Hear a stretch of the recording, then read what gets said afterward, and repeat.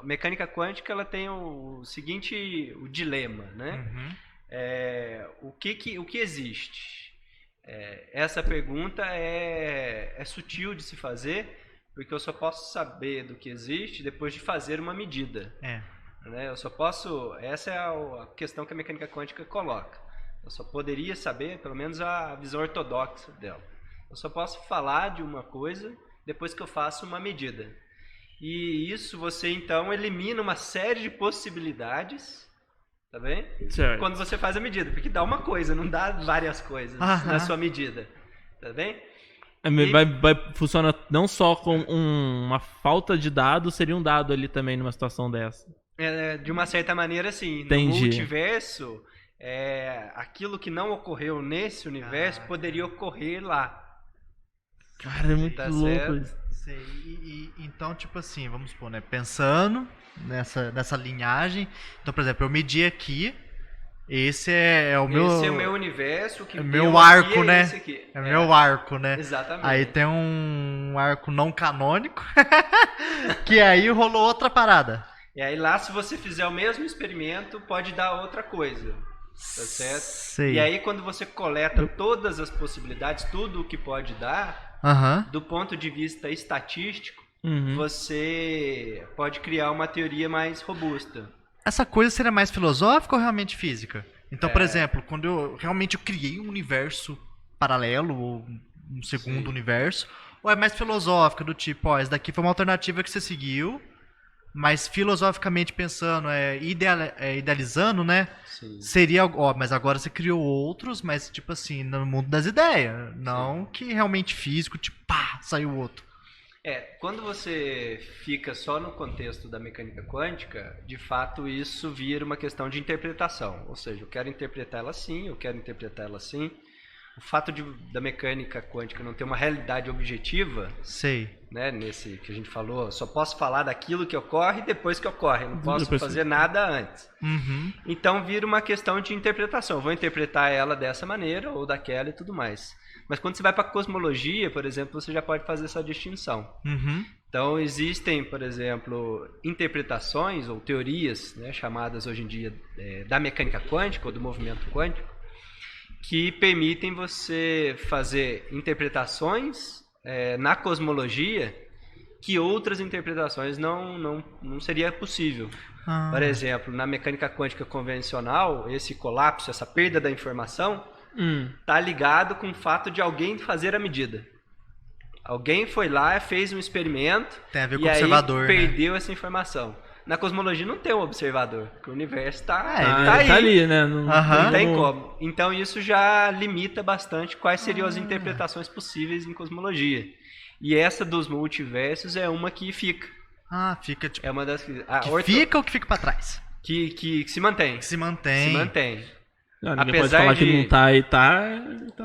Apesar de você poder fazer, do ponto de vista operacional, independente da interpretação, do ponto de vista de princípios, você tem essa seleção. Caraca! É bem interessante. Isso é o que a cosmologia traz de diferente da física. Né? O fato de você ter que explicar o todo, né, ela vai então além da física, permitindo com que parâmetros. você perguntas que você não pode fazer no âmbito da física, em particular, quase nenhuma das perguntas que a cosmologia faz, você pode colocar no âmbito da física, porque por mais que você tenha uma interdisciplinariedade dentro da física, você não tem o universo na física. Quem tem é a cosmologia. Sim. Tá certo? Na física você pode falar. Aí eu já, pra mim, física e cosmologia era a mesma coisa, sabe? Não, por exemplo, você pode falar de efeito térmico de uma radiação eletromagnética. Mas dentro da física você não pode perguntar quando é que o universo começou. Ele vai entender, tipo assim, a causa e o efeito. Por que o universo é do jeito que é, por que as coisas são do jeito que são, né? Cara, essas perguntas não cabem na muita física. Filosofia. É muita filosofia. Tipo assim. Foge um pouco. Né, tanto que a cosmologia surgiu como uma ciência bastante filosófica. Né? Ela surgiu assim. O Einstein foi um dos criadores do primeiro modelo cosmológico. foi o criador do primeiro modelo cosmológico e bastante enraigado fundamentos filosóficos, né? Ele, por exemplo, o Einstein montou um modelo cosmológico que era estático, era fechado, ou seja, o universo não evoluía, o universo era fechado, era limitado, Imutável, né? né? Não era infinito. Bastante aristotélico a ideia. Só que pro universo, né? Para o universo. Tanto que quando veio o atual modelo cosmológico, né, foi anos depois, o Einstein tipo assim, estabeleceu uma resistência muito forte. Quem que pegou e falou assim, então, como é que você pega e fala que tá em expansão? Eu sempre falo assim, o universo tá em expansão, mas como é que você chega nisso de falar que tá... Então, quem fez as primeiras observações com respeito a isso, né, a quem é dado o crédito principal por isso, é o Hubble, né, um astrônomo... Achei que era o telescópio. Depois vem o telescópio, depois vem uma homenagem a ele. Foi o Hubble, onde ele viu que tinha uma relação entre a velocidade de afastamento das galáxias com a distância dela. Então, quanto mais distante a galáxia estava da Terra, mais rápido ela se afastava da Terra. Entende? Caraca, então quanto mais longe o objeto está, mais rápido ele se afasta de você. Mas seria, tipo assim... E aí o fato de todo mundo estar se afastando é que indicava uma expansão. Se você tivesse algumas se afastando, outras se aproximando, primeiro que você já não teria essa relação, né?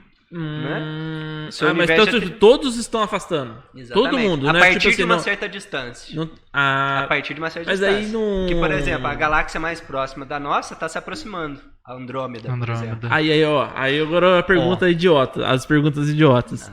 Mas vamos supor que todo mundo tivesse aqui, nossa galáxia está em volta de um buraco negro, ou o centro ali, ou é um buraco negro, eu não sei. O que está sendo atraído estaria aproximando.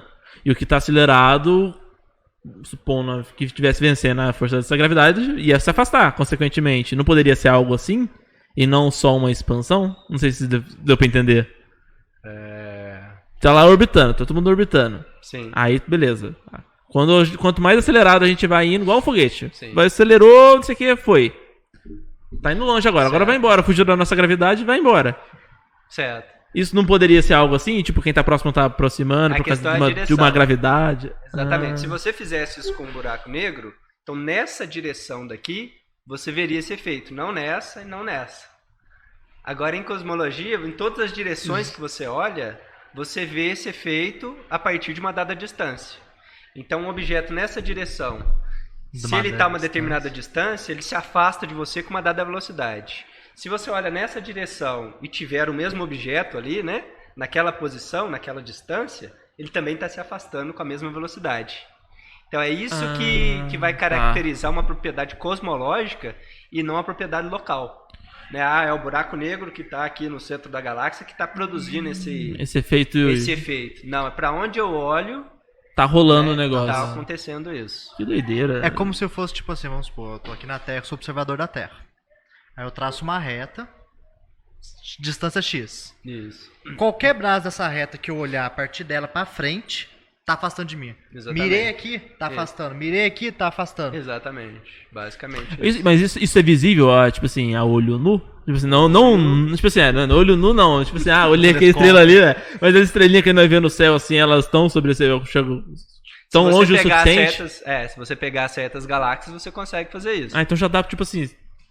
Então, se eu conseguisse chegar lá, cheguei no LNA lá e fiz lá, dá pra rolar. Investimento aqui no Brasil, a gente poderia ter. Então dá pra ver isso, então assim. Tanto que se você pega. Não é tão difícil, né? Não é algo tipo. Tão difícil.